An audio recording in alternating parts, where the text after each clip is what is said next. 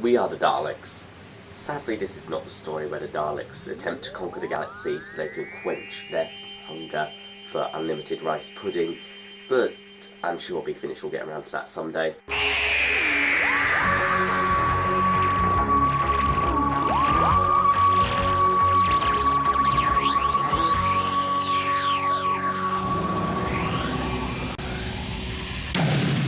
Hi everyone, Time to Sky 123 here, and today I am going to be reviewing We Are the Daleks. There's the cover, that's the spine, that's what's on the back, that's disc 1, that's disc 2, that's what's behind the discs. There's a better look at the alternative cover, and that's what's inside.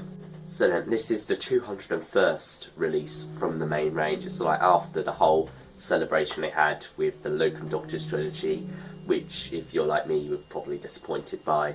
But, you know, anyway, we've got a fresh new start now. It's sort of like doing away with the whole overarching business for a while. It's sort of like focusing on starting up new arcs, getting in new listeners, and starting off with some rather, I wouldn't say basic, but yeah, I guess it is a basic story. It's just a classic confrontation between the Doctor and the Daleks, but it's a very entertaining one nevertheless.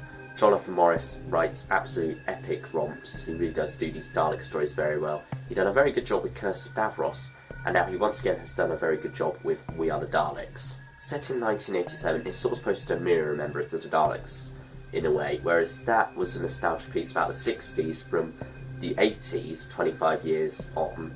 This is sort of like a nostalgia piece of the 80s from 2015 over 25 years on.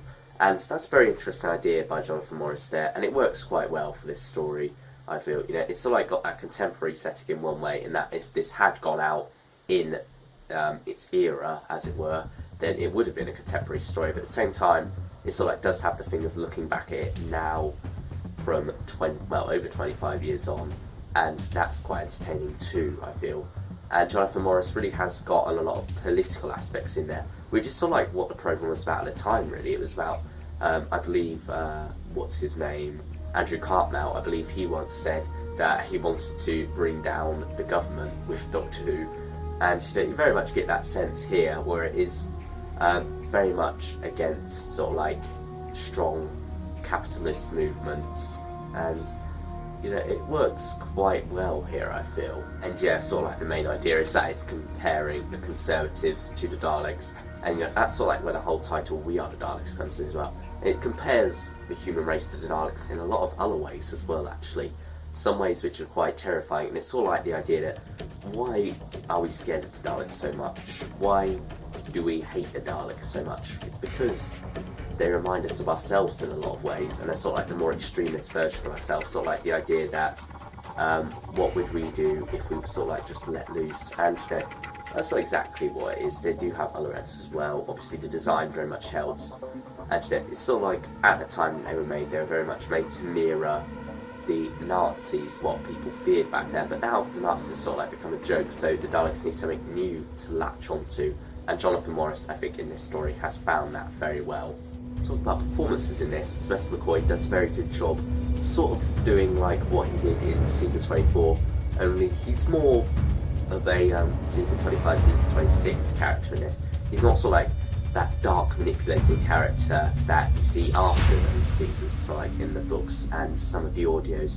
Here he is very much his TV self, which I like. You know, I like that side to his Doctor.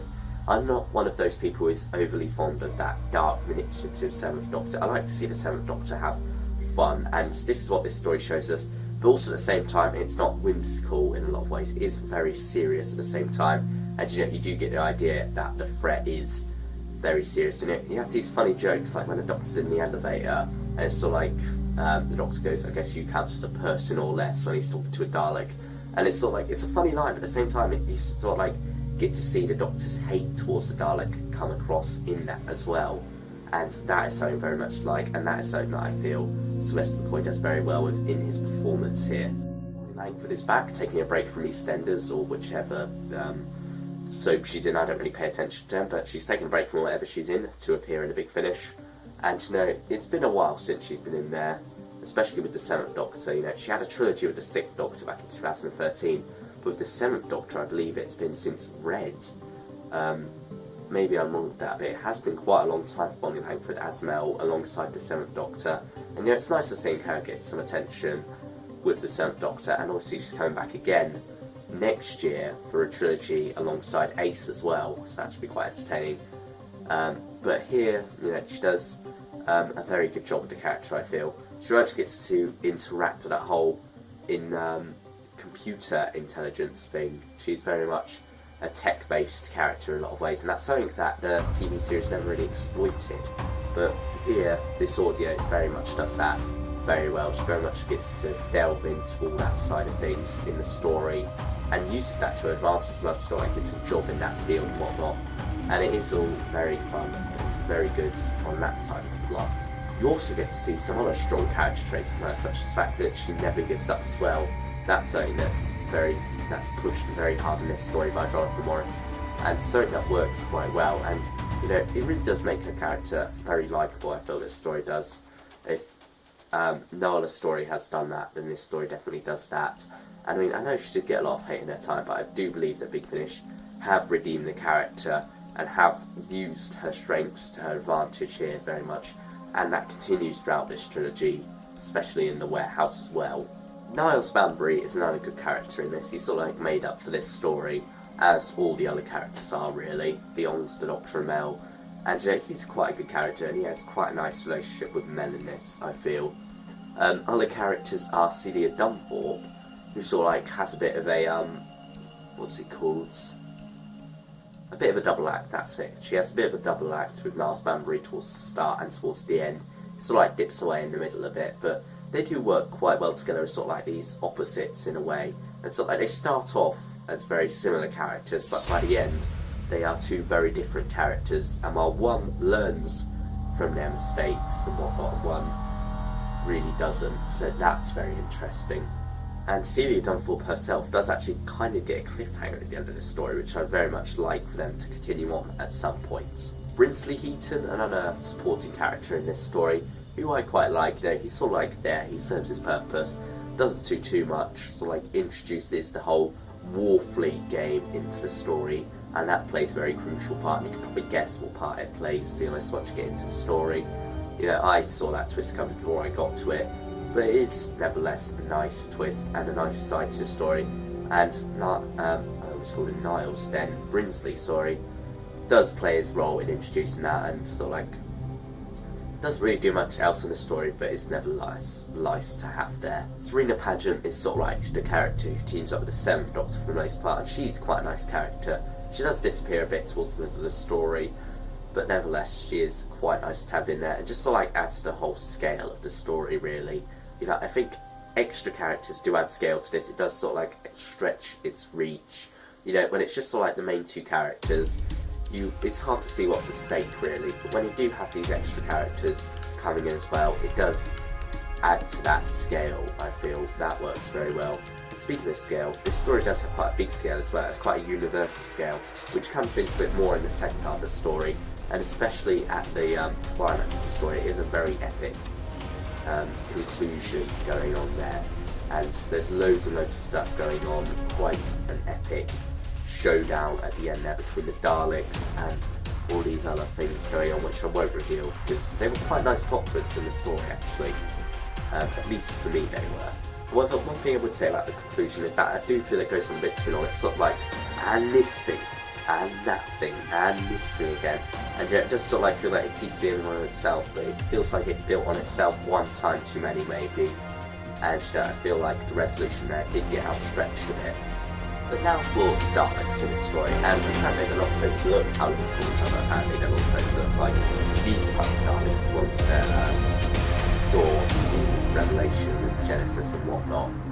More grey Daleks rather than the Imperial Daleks, but I don't mind that too much. I can't remember the exact reason for it, it's because of the Dalek Emperor's presence here and whatnot, and that's just, I don't mind that too much. And speaking of Dalek Emperor, he's the main presence of the Daleks here, and he works very well in this, and he is a very, very strong character.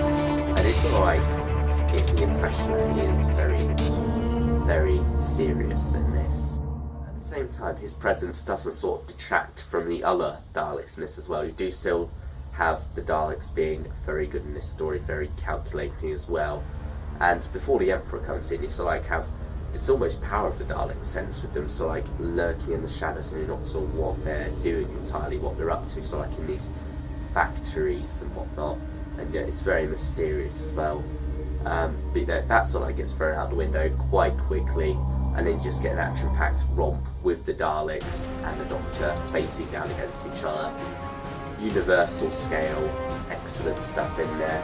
A different sort of like tactic that the Daleks are using as well, sort of like using the power of the free market and economic growth and whatnot, all that wonderful stuff that really does fit the 80s quite well, and I think works quite well for this story as well, and sort of like shows the Daleks' more manipulative side at the same time, the more manipulative strategies that they use, rather than just simply throwing every single thing that they've got at them and just hoping to destroy humanity and everyone else that stands in their way. This sort of like shows a new Dalek paradigm, and a very different one as well. One that I'm quite fond of and wouldn't mind seeing more of. So I think that's all there really is to say about We Are the Daleks. It is a magnificent start to this sort of like new era of Big Finish in the main range. It is a lot of fun, very strong story, very worth your while picking this one up. And overall, I would give it a 9 out of 10. It is very strong. It does have some flaws to it, such as the conclusion which I mentioned, but nevertheless, it is a very, very good romp of a story, very well written by Jonathan Morris. He is a wonderful writer. I can't wait to see what he does in the future with, in fact, his next one coming up is The Waters of Amsterdam in January with the 5th Doctor. That one looks quite exciting. But anyway, thanks for watching everyone, and I will see you all next time. Bye everyone. Threadneedle Street, City of London. And the year? 1987. 1 year in my future. I'd avoid bumping into anyone you know, but apart from that, you should find everything pretty much as you left it. I wouldn't say that. Brinsley, what are you doing? Nothing, Miss Bush. Playing a computer game at work. I could have you fired. Are you going to? Ah, Mel. Sorry I'm late. Doctor, what do you look like? I'm blending in. Blending in? Ideal in futures. What else? So, Mel, anything else about this time that's different? Well, there's Warfleet. That's new. My name is Alec Xenos. I'm here as a representative of a foreign power. What happened? You've been transported across space-time. So, where are we now? Calico 9. Allow me to introduce the Daleks. They're called Daleks. Oh, how sweet. Would you like some bonbons? You're not the only one who wants to know what's going on in there. Who are you? Me? Oh, call me the Doctor. It's no good. They've spotted us. They must be exterminated! Come on, you know the game's up. Exterminate! I want to meet this emperor of yours. What? I have come all this way to speak with the monkey when I could be talking to the organ grinder. Let me go, and I will let you live. We have the power of life and death over you! Very well. Don't say I didn't warn you.